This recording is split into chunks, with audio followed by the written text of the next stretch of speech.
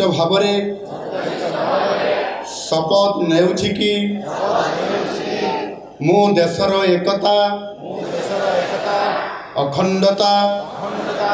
एवं सुरक्षा निमंते निजको उत्सर्ग करिबी एवं एही वार्ता को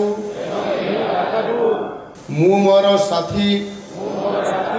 देशवासी मध्य प्रचार करने को मध्य चेष्टा करी मु राष्ट्रीय एकतार मनोभाव यही शपथ नेउछि जहा मोर देश रे सरदार वल्लभ भाई पटेल दूरदर्शिता एवं कार्य द्वारा संभव होइथिला मु एहा मध्य प्रतिज्ञा करूछि कि मु देशर आभ्यंतरीण सुरक्षा को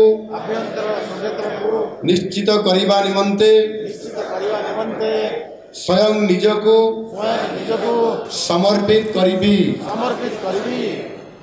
भारत माता की जय।